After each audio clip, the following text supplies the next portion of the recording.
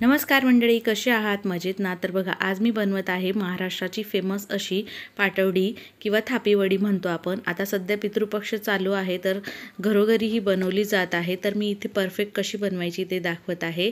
तर कुठलीही वाटी किंवा मापाचा कप घ्यायचा आहे मोजण्यासाठी. तर 1 कप घेतलेला आहे मी. तर त्या 1 कप भरून मी बेसन पीठ घेतलं, एका पातेल्यात टाकून घेतलं.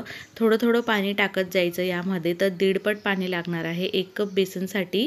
इथे मी 1.5 कप पाणी वापरणार आहे.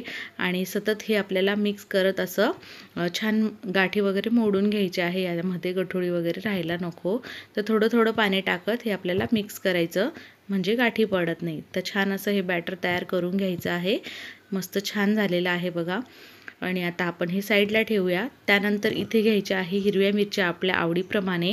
तर मी इथे 8-10 हिरव्या मिरच्या घेतल्या, 10-12 लसूण पाकळ्या, अर्धा चमचा ओवा आणि अर्धा चमचा जिरं घेतलं. मिक्सरच्या जारमध्ये टाकून याचं जाडसर वाटण केलेलं आहे. हे वाटण तयार आहे. आता आपण गॅसवर ठेवूया. कढई मस्त किंवा पातेलं घ्यायचं, त्यामध्ये 2 पळी तेल टाकायचं. तेल तापू द्यायचं चांगलं. अर्धा चमचा मोहरी टाकायची. मोहरी छान तडतडली की यामध्ये पाव चमचा हिंग टाकायचा. हिंगाचा फ्लेवर खूप छान येते आणि पाटवडी पचायलाही हलकी जाते. आता हिरवी मिरची, लसूण आणि ओवा, जिरं याचं वाटण टाकून घ्यायचं आणि सतत परतत राहायचं आहे. मस्त लो फ्लेमवर हे आपल्याला छान परतून घ्यायचं. याचा कच्चा वास जाईपर्यंत. मिरची 1-2 मिनटं परतून घेतली मी लो फ्लेमवर बघा. आता यामध्ये आपल्याला हळद टाकायची आहे. तर पाव चमचा यामध्ये मी हळद टाकून घेणार आहे आणि चवीप्रमाणे मीठ टाकून घ्यायचं आहे. मीठ तुम्ही आधीही बेसन पीठमध्ये टाकून मिक्स करू शकतात. मी इथे आत्ता टाकून घेते आणि छान हे परतून घेते पुन्हा 1 मिनटं. आणि आता आपण जे बेसनचं बॅटर तयार केलेलं आहे ते एकदा परत मिक्स करायचं, ढवळून घ्यायचं आणि असं टाकून घ्यायचं आणि मिक्स करत जायचं आहे बघा. पातेल्यामध्ये पण तुम्ही करू शकतात. आणि इथे आपण मस्त असं हे मिक्स करत, आता गॅसची फ्लेम मध्यम ठेवायची आणि मिक्स करत करत हे असं छान घट्टसर होईपर्यंत हे ढवळत राहायचं आहे. यामध्ये गाठी वगैरे पडायला नको म्हणून.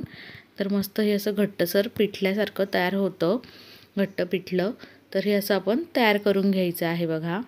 मी कंटिन्यू हे ढवळत राहते आहे आणि जसं जसं हे वेळ जातो लगेच 3-4 मिनटात हे छान घट्टसर होतं. आता हे छान दाट झालेलं आहे, घट्ट झालेलं आहे. यामध्ये बारीक कापलेली कोथिंबीर टाकून घेऊया.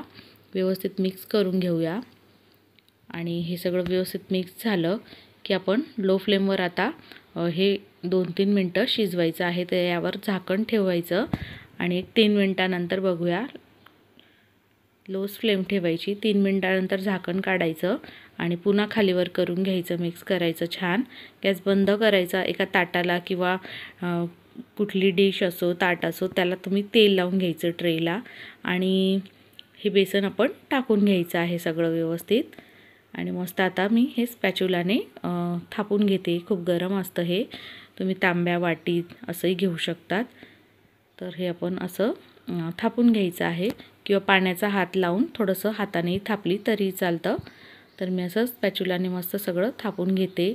जाड बारीक आपल्या आवडीप्रमाणे थापून घ्यायचं आहे. इथे सगळं व्यवस्थित थापून घ्यायचं बघा.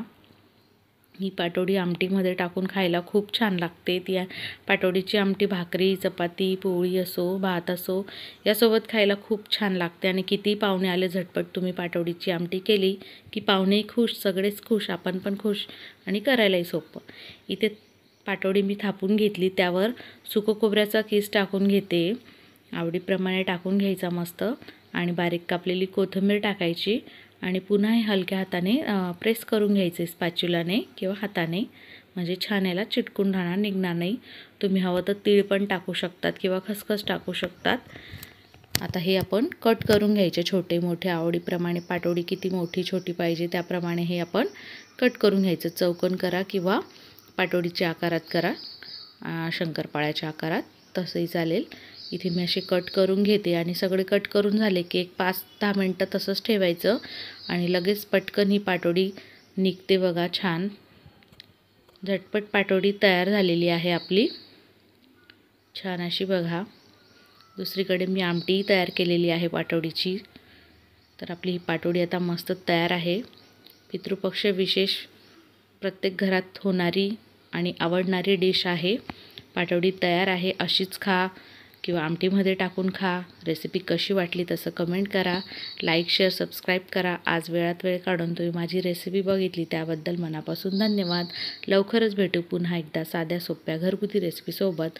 तोपर्यंत बाय बाय. धन्यवाद.